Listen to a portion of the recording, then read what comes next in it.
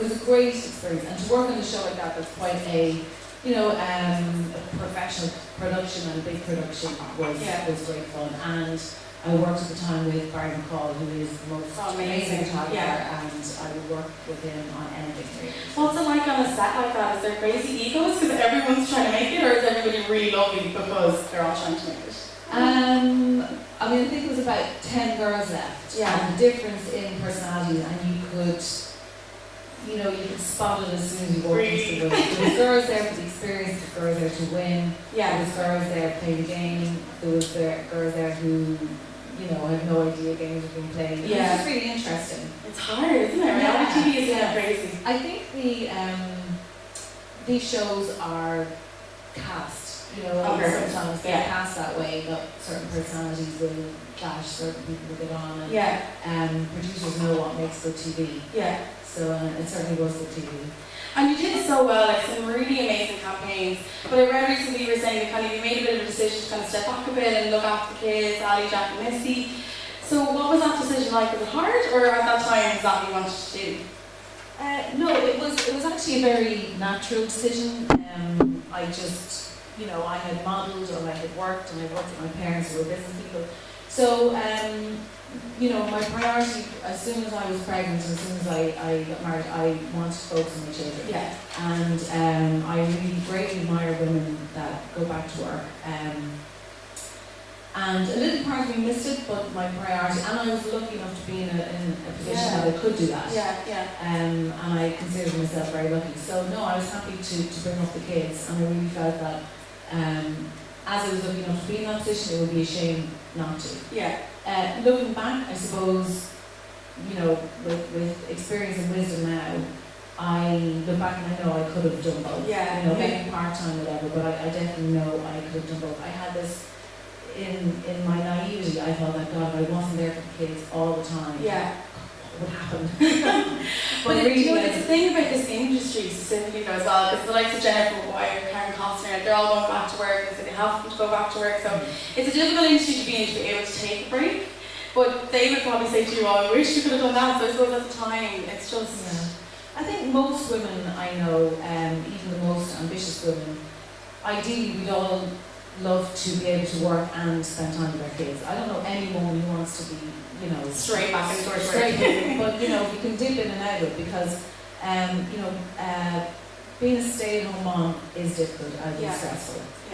But then if you're a mom who works a lot, I take my hat off to women who, have a lot of kids and go to work full-time. So that's pretty, that's heavy work.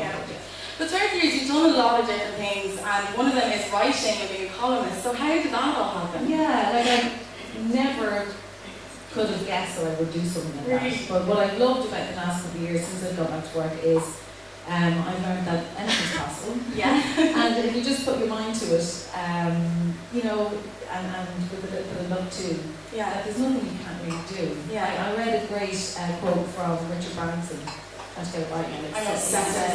It's so good. He said, never, I'm going to say this wrong, but it was basically, never turn down an opportunity, even if you can't do it. Say yes, and learn how to do it afterwards.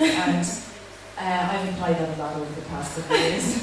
I really just, if something interests me and I like it, I'll say yes and just wing it and graft it. So when that offer came to the table, was it pretty like, oh, can I do it?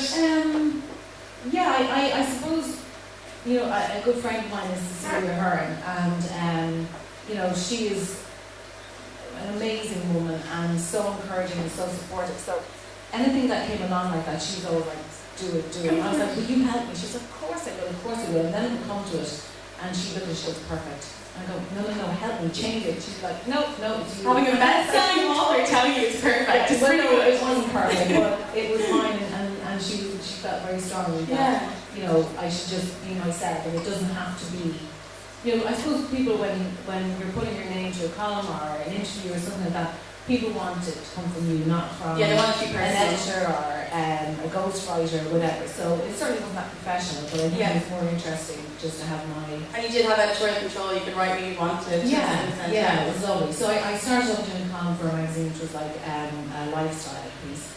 And then I moved on to doing interviews for another magazine, and I got to interview, well, whoever I liked really. So people just that inspired me and friends, and I got to interview Lou Walsh and Nicky Byrne and Cecilia, which was really interesting because it's actually quite weird to interview someone that you know really, really well. Yeah. For two reasons. First of all, you're not quite sure. You know so much about them. You don't want to bring that up. Yeah, you know. And then other times you just know so much about them that you kind of think everybody else knows them too. So that was a real challenge. I remember reading that one actually. That was really in-depth. That was brilliant. Yeah, I'm quite proud of that. And so is writing kind of one of your passions? Is it something you want to keep doing and doing more of? Yeah, I would actually. I always loved that any of the work I've done over the past few years since I went back to work, although it appeals to me and I think it's kind of relevant to me, or I can, find something that interests me in it. I love the fact that I'm doing something different every time as well. So I'm kind of working on some interiors work at the moment. So again, it's not unlike some of the lifestyle pieces I've written, but again, it's got a different angle.